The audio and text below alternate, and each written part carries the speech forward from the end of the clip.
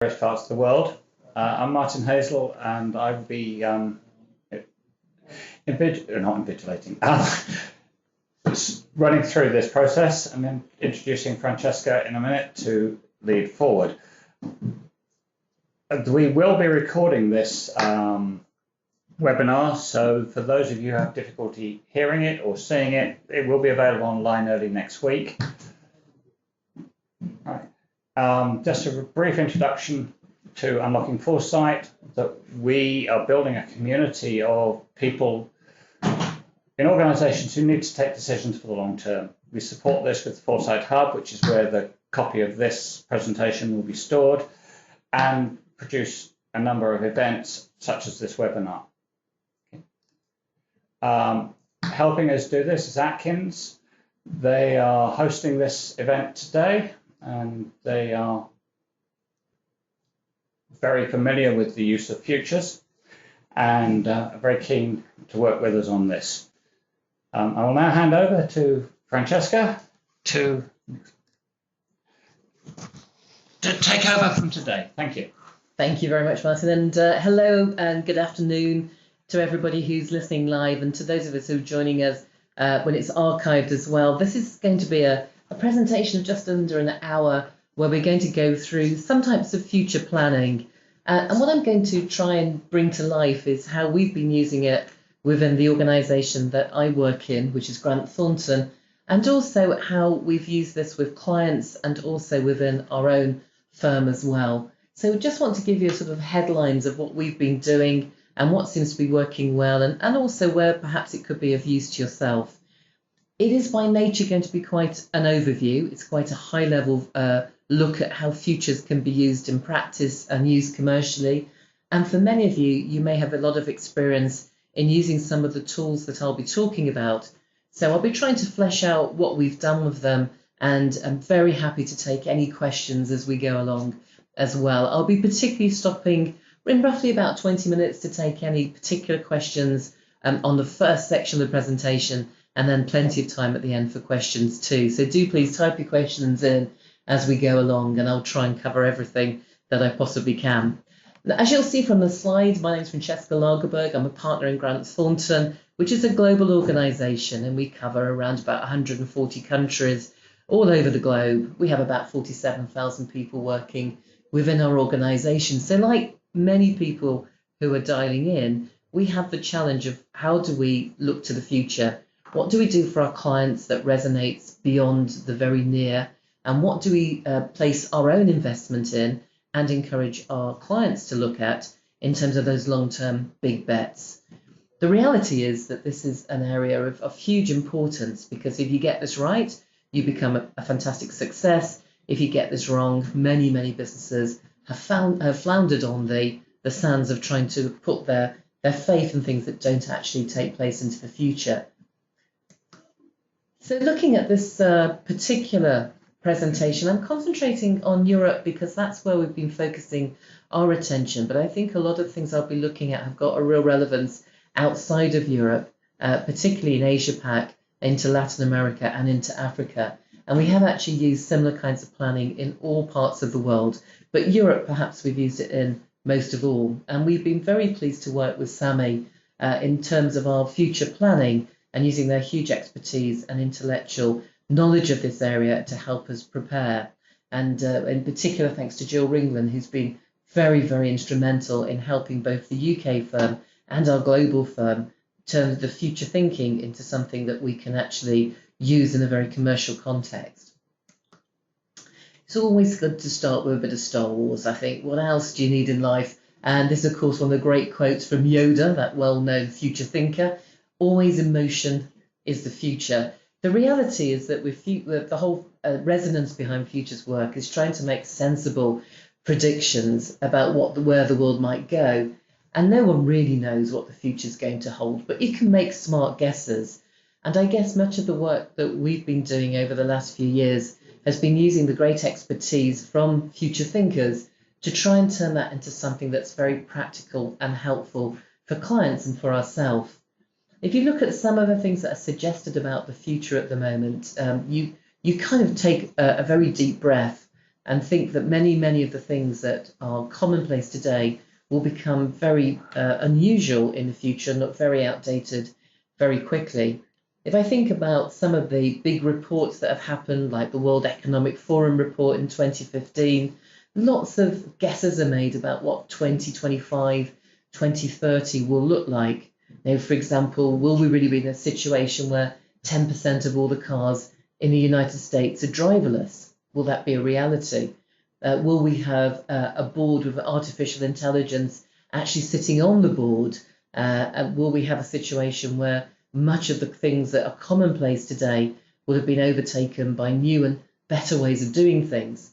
So in that kind of vibrant, changing economy, what is it that we need to be thinking about today? And how can we begin to see where some of those outlier items really become something that's more than just a vision of the future, but something that really is worth investing in or becoming part of at an early stage to take advantage of it? So the reason we became particularly interested in this area is we could see that there was an awful lot that was really a great struggle for our clients and also for ourselves in terms of making those bets on the future. There were big issues out there that clients were wondering about where these things were going to go, and also how do they plan for the future? How do they look beyond the short-term balance sheet, the short-term budgeting? So looking 1 or 2 or 3 years ahead is very common to most businesses. More advanced businesses tend to look 5 to 10 years, but what about that future stretch when it becomes really cloudy and no one truly knows what's going to happen? How can you really try and manage that area and make some educated, thoughtful decisions and really put in place a mechanism to help you spot when trends are truly beginning to emerge? So there's 2 particular things that we used in this planning. First of all, we used 3 horizon planning, and I'll take you through that in a minute. And then we turned that also into scenario planning, particularly around Europe for 2030. But of course, in order to do both of those, you do need to look a little bit at history.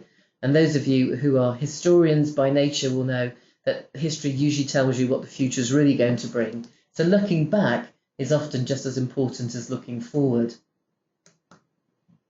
So in all of the work that we've done in this area, we started by looking back. So be it with clients or in our own organisation, what's actually taken place over the last few years, decades usually, that has really given us a great sense of what the world is going to become in the future. Great research has taken place in this area that does suggest that if you look backwards, things tend to go a little bit slower. So what's happened in the past, you can probably multiply by 2 in terms of what's going to happen in the future. So as we wanted to really concentrate on what Europe might look like in 2030, which is obviously 13 years away, we wanted to go back about 26 years or 30 years and have a sense of what that past looked like, what's really happened in that period of time. And in all the exercises that we did, this is where the energy really began to bubble in the room, because when you start looking back in that time frame, people begin to remember things that have helped to formulate them and their business and the things that inspire them today. And it may be a little snippet of news that they remember, it may be a moment in time, it may be something quite dramatic that's really shaped the world that they're in. When we've undertaken this planning in Europe, you've had a range of different experiences. Some countries, if you look back 30 years, were actually in the middle of very, very deep civil war type scenarios. Other people were seeing huge revolutionary change taking place. And for others, it's actually about stepping back into their childhood and looking at what the world was like when they were growing up and the things that helped formulate their thinking and inspired them. Here's some newspaper headlines from just different parts of Europe and around the world, just going back around about that 26, 30 years. And many of those may resonate with you. For example, Noriega, do you remember him? He actually died quite recently. Huge dominance in the newsprint around about that time.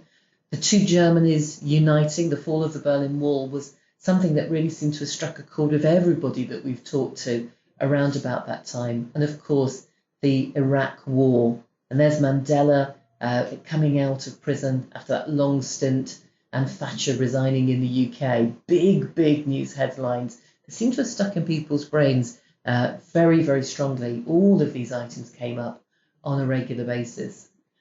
What's also quite frightening is that we've done this with a whole range of age groups as well. And some people have rather horrifyingly weren't even born when some of these headlines were made me feel extremely old. And for others, they were perhaps at that stage where news was passing them by. But actually, a lot of these headlines really struck a chord with people.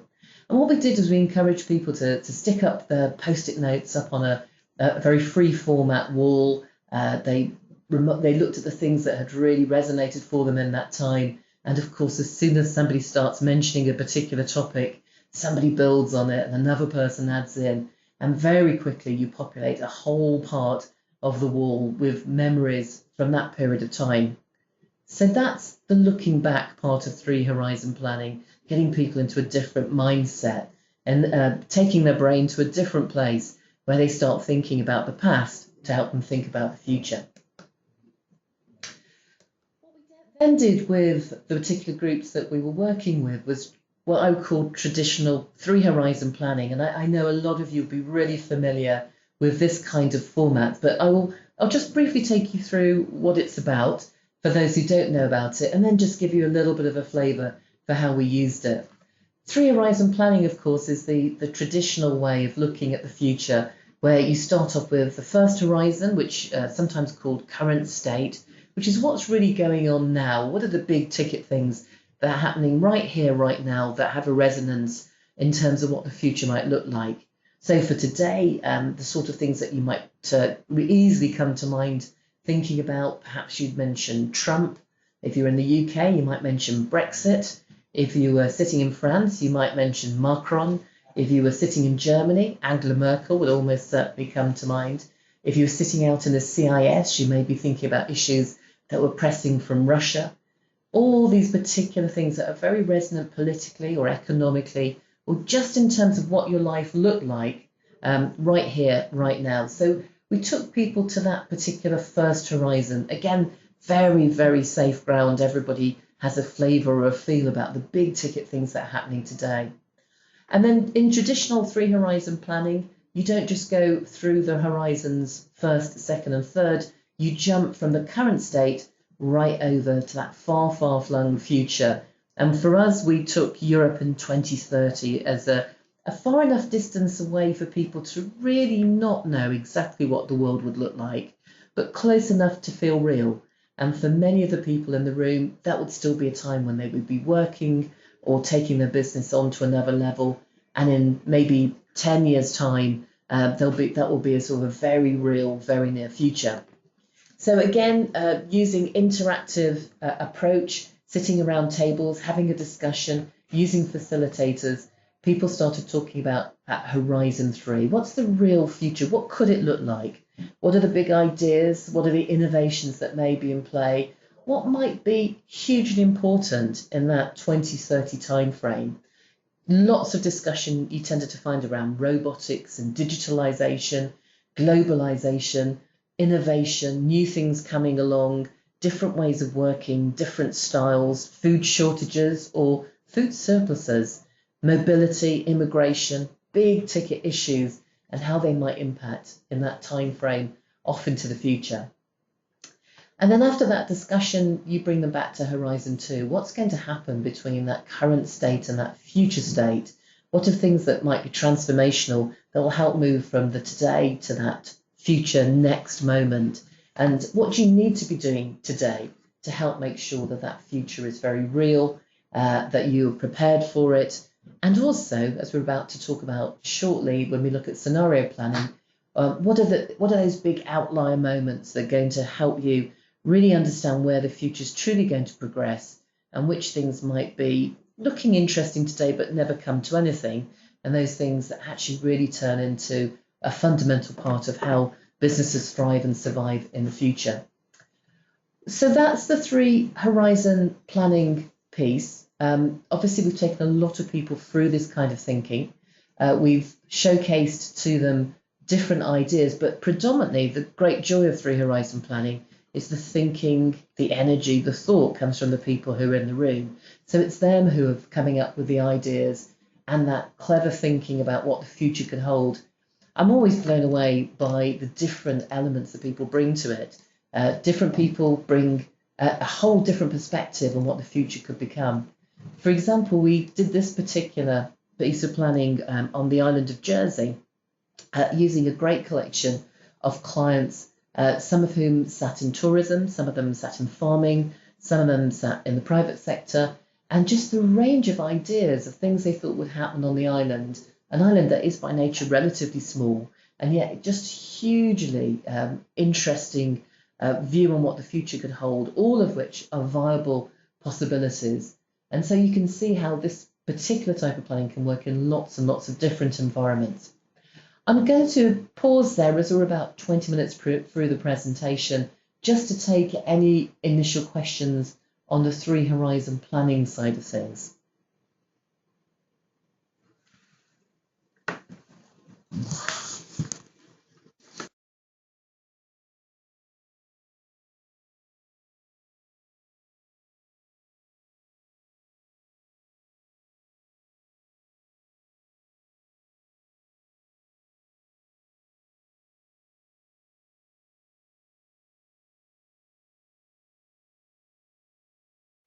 Right, so we've got a couple of postings coming up here, and so I'm going to try and pick up on those. If anybody else would like to post any questions, I'm happy to take them. But let's just start with this one from Martin's posting up that's come in. With Three Horizon planning, how difficult did the audience find thinking ahead to 2030? I think surprisingly, not as hard as you would imagine. I mean, 2030 is, I think, was far enough away for it not to be obvious what was going to happen, but near enough to feel real. I think if we'd pushed it to 2040 or 2050, that might have been a little bit more difficult. So it still felt that it was in the realm of the feasible. But what I think really helped was them actually having done that, looking back, and then going into that what the world looks like today. Their brains were just firing on all cylinders. They were so full of ideas that the one particular one I'm thinking of most clearly, we had about sort of about 100, 110 people in the room, and I actually never thought we'd ever get out. They were clambering with different thoughts and ideas. So really interesting to see how it sparked people. But I think that looking back was crucial to get them looking forward. Another question coming in from Gabrielle. Thank you for that. How big were the teams? How long did the exercise take? And how much effort time did it take to prepare the meetings? How big were the teams? We've run this with small groups and large groups. So I've not found that the scale has been a particularly difficult thing to do.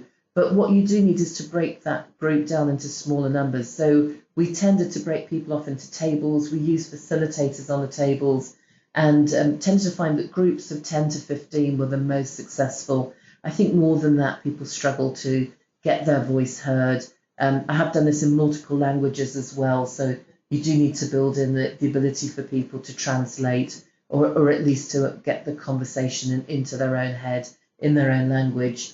How long did the exercise take? Again, I've done this in a variety of different ways. I've done this with CEOs, so you tend to do it in a very truncated, high-level format for the CEOs. They have low attention spans, I tend to find. So we've often done that as a sort of slightly more brief, concise exercise. But I find anything under an hour, and you just don't get the thinking working properly. But I've also done it with groups where we've taken a lot longer and probably gone an awful lot deeper.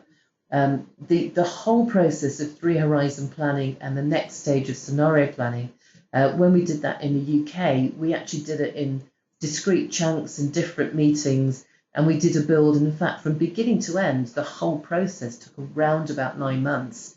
And yet I've done it in client meetings where we've taken more like 2.5 hours to cover everything. Clearly, you can't get into as much depth, but you can still get real value and certainly give people a good flavour for what it means. How much effort and time and people and resources? Certainly, I think the planning stage is incredibly important here. Making sure that you've got the right room, the right logistics, I think facilitators are massively important, because when you break off into table discussions about the different elements, you really do need somebody at the table who can both spark the conversation but also answer some of the more specific questions. So we made sure we had facilitators on each table who were really well briefed, really knew their stuff. So in terms of that timing piece and making sure everyone was ready, there was quite a bit of logistical setting up beforehand. And we did a couple of dry runs as well with our facilitators so that they were really able to answer the questions and help spark the discussion. We didn't do an awful lot in terms of pre-reads for any of the meetings that we did. We did share a few videos and a little bit of information for those who we thought, for the groups, and the hope that they would help spark their thinking before they came, but most of the work took place in the room. When I've done this with clients, I tend to find that it helps to break it into chunks and to do the different elements in over a period of time to really help them go deep and help them really use it as a future commercial tool as well. Okay, any other questions for the moment?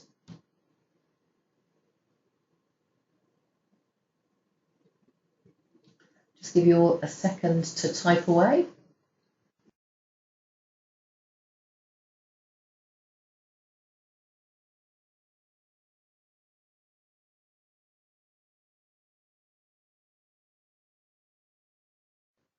And follow-up question, did you produce anything downloadable? We actually kept it pretty old school, in the sense that we gave the slides, we gave some videos that we prepared around it, but we didn't provide anything other than that. We didn't do a huge in-depth downloadable item. I found the real value out of this was the quality of discussion in the room. After the event, though, we did collate all the various events we've done. We've collated a lot of information that then we shared with the delegates to try and capture the core outputs. And in the moment when I come to scenario planning, I'll explain a little bit more about what we did with that as well. But I think that the key to this is really getting the input from people in the room, and also that the ideas that they have are hugely valuable in terms of what's right for that particular either client audience or sector audience, or if it's an internal presentation, what is it that's most relevant to them? And can you describe what happens at the intersections of the horizon curve? So thank you, Diego. Yes, that's really where you begin to get a starting point and a tail off point. So if you look at the slide that's headed up forces driving change, for the current state, you'll see you start off with the here and now, and because you're already right in it, it starts off at the top of the axes of the graph here. And as it begins to tail away, it still has a resonance of the things that you do in, I tend to think of current state as today and maybe up to the next 3 years. You get that slow tail off that's still important when you're looking at Horizon 2, but becomes really far less interesting when you get to 2030. If you look at Horizon 2, it's starting off at a lowish point in the current state, but there's always the indicators and the outliers. And where it intersects with Horizon 1, Horizon 2, which is your incremental adjustments, your transformational experiments, the things that are really moving you towards the future, that intersection there is really where Horizon 2 takes over from Horizon 1.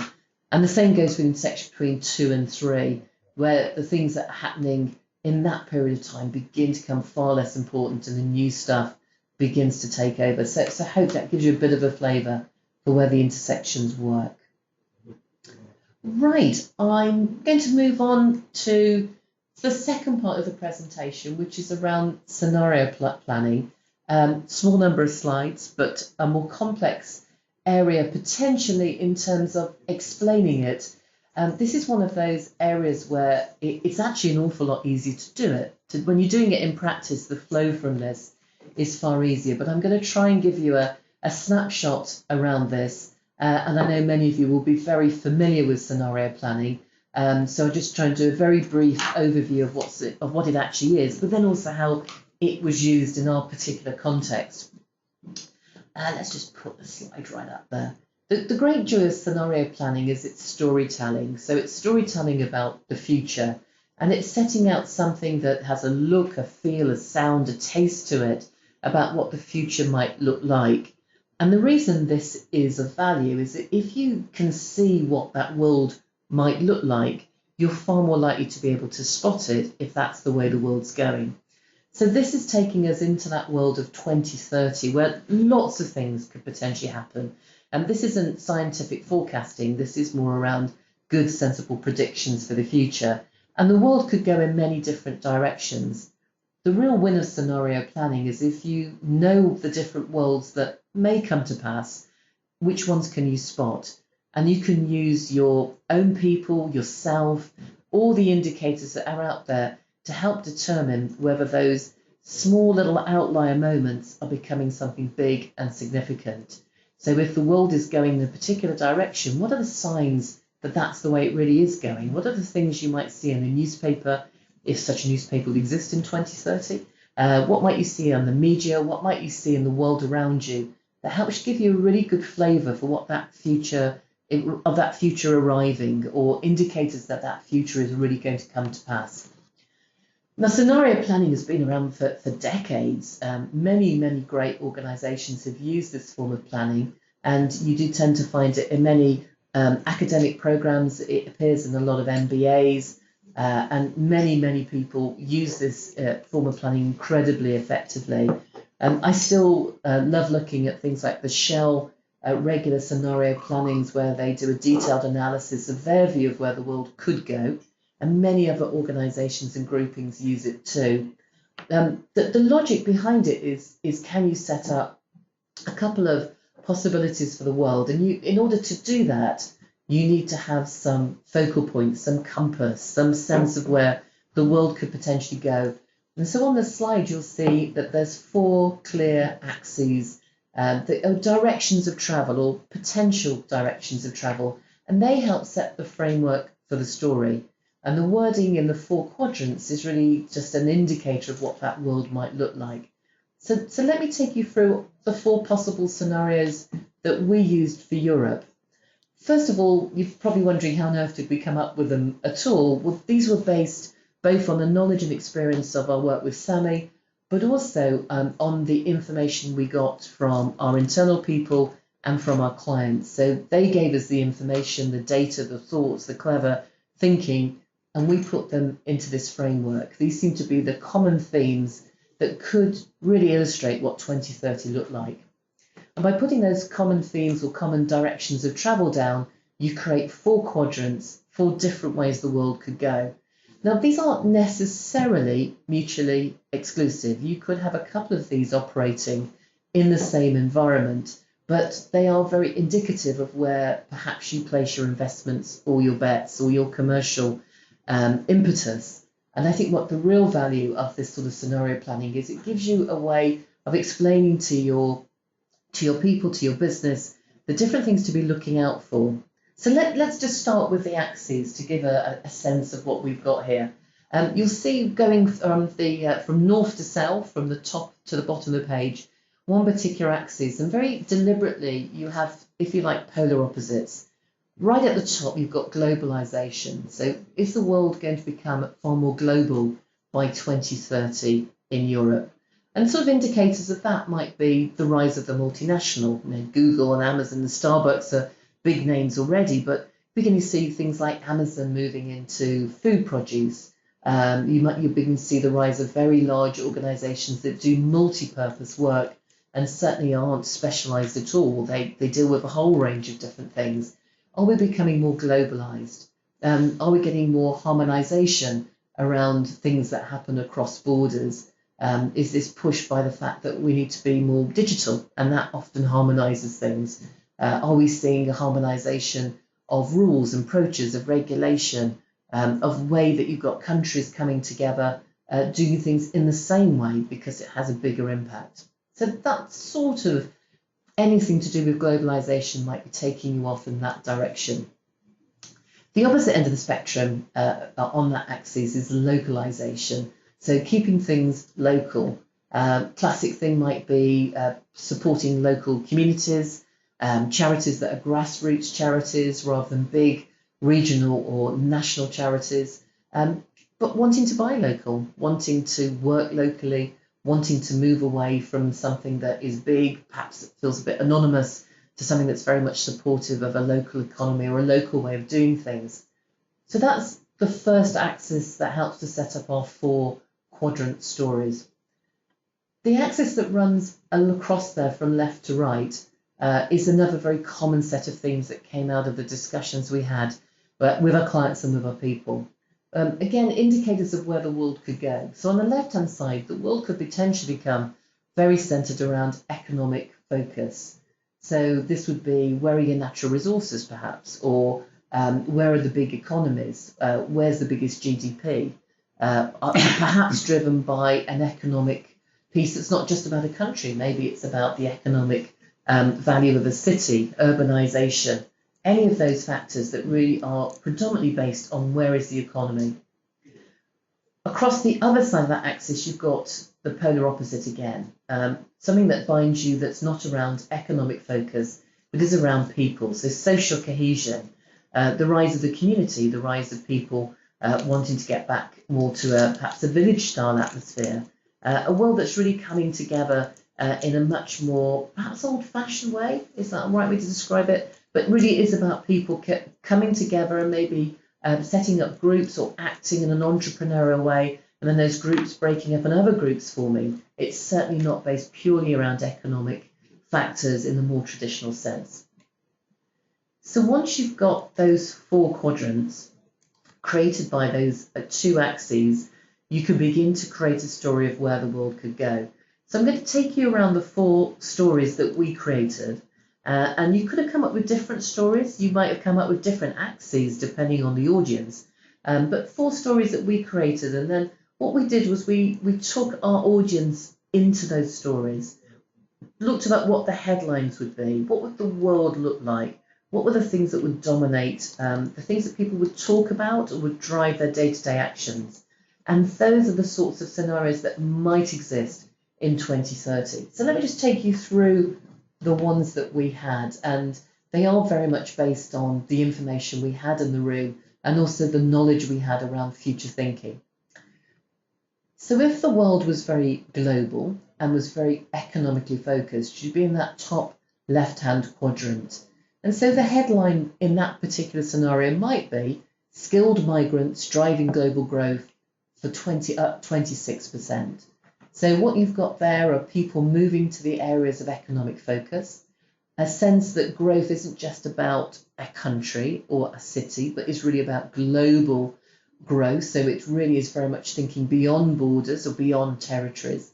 And you've got figures there which are very much based on percentages, revenue growth, which again, of course, is incredibly economically focused. So that might be how the world could look in that top left-hand quadrant. If you skip across to the right-hand quadrant, you've got globalization and social cohesion, which is quite an interesting juxtaposition. So you're thinking globally, but you're also very cohesive at a local level. And the headline there might be successful launch of a single global currency, something that binds people together very cogently, but is really going purely across borders. It's not just about 3 or 4 countries coming together and having the same currency. It's a worldwide approach. So you can see then beginnings of indicators of where globalization and social cohesion would meet. If you pop down to the bottom left-hand corner, you'll see the first mention of Friesland. We picked at random a part of the world, and as I was working with some of my Dutch colleagues, Friesland came through very strongly. This is a scenario or a story where you've got economic focus, so you're very much based around the strong economic factors that could happen, but also you're local. So Friesland, quite a small area, investing in entrepreneurs of the future might be the headline in that particular story. So again, local because it's about a small part of the world, it's not about a global initiative. Entrepreneurs tend to often start in a small way, so very often they are quite local by nature.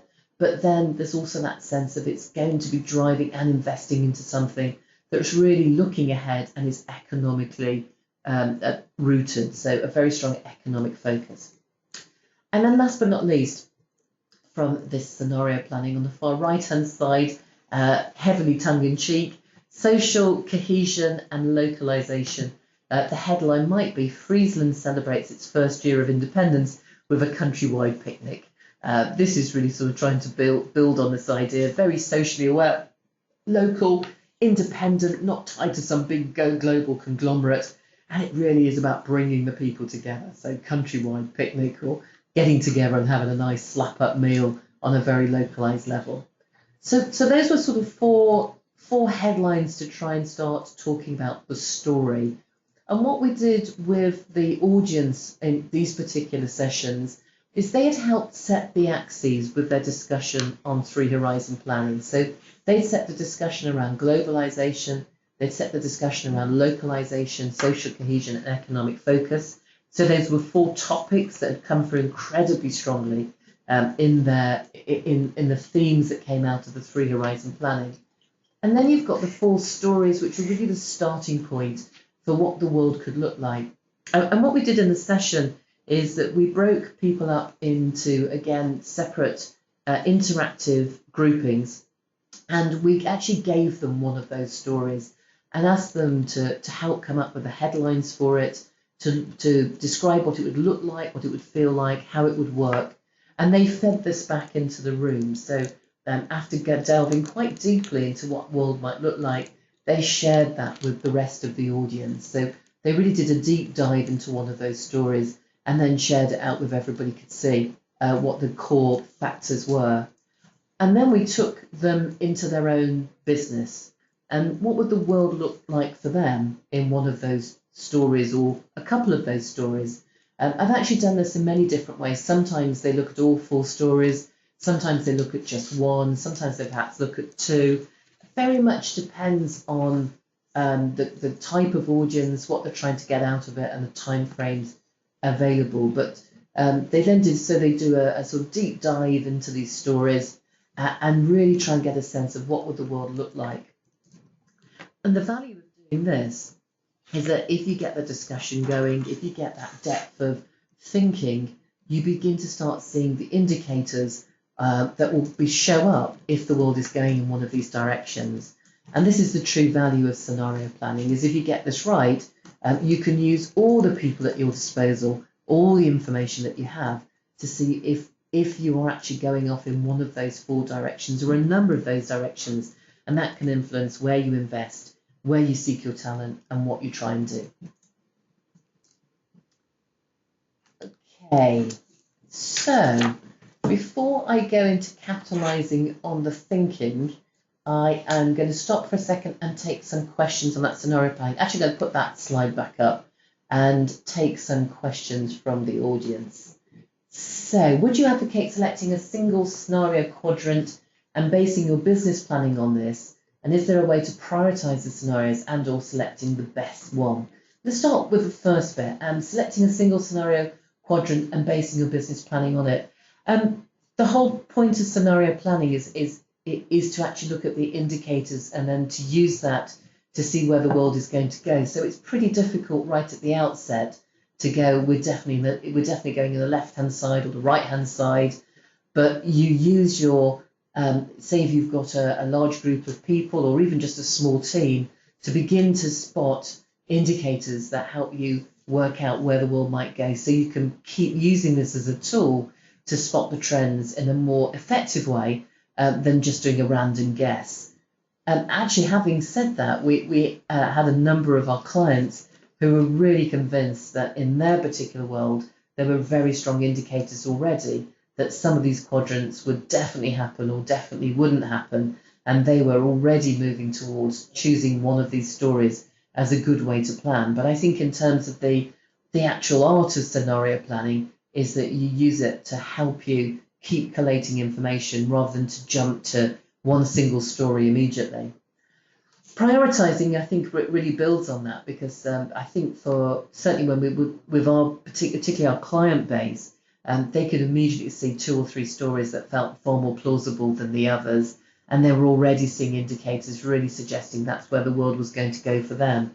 I guess the note of caution is that you have to keep thinking about the futures and not just assume that one discussion is going to set your route forever. So it certainly is something that needs to be come back to on a regular basis and used as an ongoing rolling tool rather than as a one-off exercise that you never use again. Okay, so someone's asking here around the two axes and the key drivers in play. Let me talk a little bit about the drivers. Let me see, that's Adam. I'm going to try and pick up that point for you. The drivers really come into the 3 horizon planning and then filter into this. I haven't really covered the drivers yet, so it's a great chance for me to cover them now. The drivers of all of this could be multitude. There'll be many, many, many different ways that the world is going to go and the different types of factors and drivers that will have impact. What we did for this particular exercise, because we were doing it in a relatively truncated fashion, is that we didn't let the audience dictate the drivers themselves. We actually came with them pre-prepared. When we did this exercise in the UK over a 9-month period, we actually did a lot of work on working out what we thought the drivers would be. And when I say drivers, it might be things like aging population. It could be around sustainability. It could be around digitalization, those types of factors which have a huge impact on how the world progresses. But when we did this particular exercise, we came with drivers to actually help the audience focus in on a couple of core items. And again, that was built up very much on the experience from future thinking. So we had 12 core drivers that we used. We prepared them in advance. We gave them to the audience to help them assess the future and also help them assess these scenarios. So preparing those drivers, getting that thinking in advance, which leads back to one of the questions we were asked earlier. The drivers are a really important part of that future thinking, getting the drivers worked out. If you have lots of time, you can discuss the drivers within the room. I've tended to find that when we were doing these slightly more truncated future planning sessions, you do really need to do a lot of the thinking around the drivers beforehand, but spending some time getting some input on them is incredibly valuable. Hopefully that's answered your question, Adam, around the drivers piece. And you're talking here about the axis technique. Does it work best when the 2 drivers are independent? They can be completely independent. They can come from 2 completely different places. Those of you who've done MBAs will have probably have seen that that's often how it's described as being most impactful. I've seen it done with them linked. I've seen it done with them completely separate. And our particular axes, they are pretty independent, but they actually create this nice quadrant approach, which enables you to see that there is some interaction between them. Let's just pick up. Hopefully that answers your question, Adam. Come back to me if it doesn't. Let me pick up on this next question. What are you personally learning from your scenario work, both in GT, Grant Thornton that is, and with your clients? I think there's probably 3 core things that have come out of this. One has been just providing a helpful framework to navigate the complexity of the future. I think that's been incredibly helpful to put some logical, thoughtful process across what is quite a difficult area, and actually to be able to talk far more effectively about the future using that framework. The second thing that's been incredibly helpful is just giving clients an opportunity to share their thinking about the future from the angle that they see. I think when you're operating in professional service firms, it's very easy to put forward a worldview based on what you've seen, but it's far more interesting to really give clients an opportunity to share their thinking, and then that helps you be a much better provider in terms of things that you talk to them about and about the inquisitive inquiry that you undertake. So I think that's also been incredibly helpful in terms of building that relationship with clients. Probably the third thing that really stood out from this particular kind of work has been the ability to actually give a sense of direction in terms of where to start looking for some indicators of the future. Quite a hard area for anybody to really second guess what's the world going to look like, what's going to happen, what's the future going to be. And this all picks up a little bit on the question Andrew's raising there about how on earth do you work out where you look at the future. The advantage of this kind of thinking, and it's based on decades of research, of course, is it does give you a little bit of a sense that you can make some good educated guesses, or at least give yourself a sense that you are asking the right questions, even if you don't always get the perfect answers to it.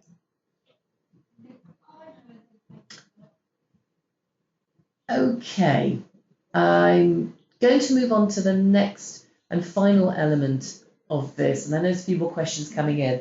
So what I'll do is I'll take a couple of questions at the end as well. This is really just the last final session, which is about capitalising on the thinking here and how you might be able to use it yourself, or how it could perhaps be used for others. Just want to give you sort of 3 endpoints around that before I come back to the final questions. First up, this is a really commercial series of tools. I think there's something here that's very important about the fact that you can use this in a very commercial sense. You can take the learning and the knowledge of the people in the room and really help drive it out commercially in terms of where investments are made, where you put your bets, where you doing that thinking that's beyond the right now and into the future. So this isn't just it's a very fascinating exercise, but it's got a real commercial element to it. And I think that's something that all the people who've undertaken it have found incredibly helpful. It's not one of those things that you do and you go, well, that was a fun day, and then you forget all about it. It really can help drive commercial value. Future-proofing business strategy, I think there's a huge amount in here that's actually incredibly important in terms of getting beyond the short-term profit and loss, short-term balance sheet type of information, and thinking about the future in a structured way. And that, again, provides huge value to any business, to be looking to see, as best as you can, how you can prepare yourself for the complexities ahead. And the other thing that I don't think we should underestimate is just how engaging it is for people to actually be looking for indicators of the future, rather than just waiting for something to smack you in the face, actually being ready to think about it in advance, plan ahead. And I found in the various sessions that we've undertaken, it's not a surprise that when you have a mix of people, old, young, different nationalities, different cultures, you get by far and away the most interesting range of answers.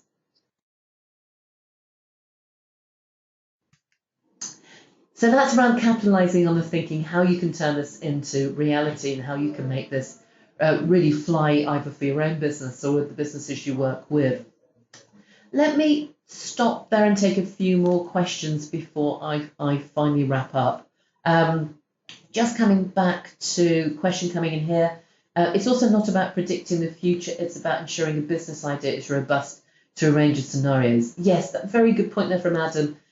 This isn't just about guessing what could happen. It is also about really strength testing a business idea. So say, for example, you've got a phenomenally interesting sounding entrepreneurial thought about an idea you may want to invest in. It may make no sense if the world goes in a different direction. So, for example, if you were going to come up with a brilliant idea that was predicated on things that simply wouldn't exist in 2030, your idea would fall incredibly flat. So it's a very, very useful way of taking ideas and going, well, if the world went like this, does it still stack up? If the world went like that, does it look less attractive? And I think that's incredibly helpful when you are taking those big investment decisions. How does your particular idea stack up if the world moves in a different direction? Any other questions that you would like to raise before I wrap up? I'm going to just give you a second to tap away there if you've got any other questions you'd like to raise before I close.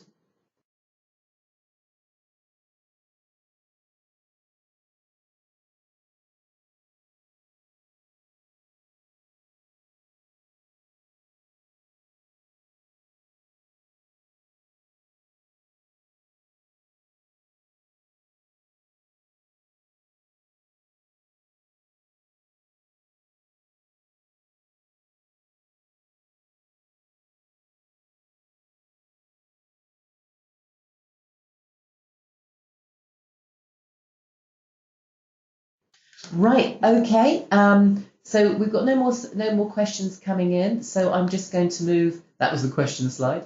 Obviously, what we're going to do is this has all been recorded, so it'll be sitting there as an archive. If you do have any other questions, we'll do our best to answer them. But hopefully that's given you just a sense of three horizon planning and scenario planning if you haven't used them before. If they're tools that you're really familiar with, just hopefully put a bit of flesh on the bone of how they can be used in a variety of ways. I mean, my takeaway from what we've been doing in this area is it's been hugely impactful for the clients that we've worked in, but also hugely impactful for us and given us some better ways to think about that huge complexity about navigating the future.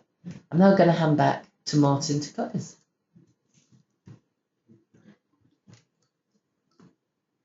And just to pick up on that last point Francesca made, let's keep this conversation going. We will post copies of this and the slides in the next week. If you have any more questions, you can email them through to us at info@unlockingforesight.org, and these will pass through to Francesca to answer. And we can also answer questions within the LinkedIn community, part of Unlocking Foresight, where you are welcome to post questions, and we will make sure that either other members of the community are able to address them, or that we can come back to you on those. So thank you very much for attending. This has been a really good session, and I wish you an excellent rest of the day. Thank you very much. Bye.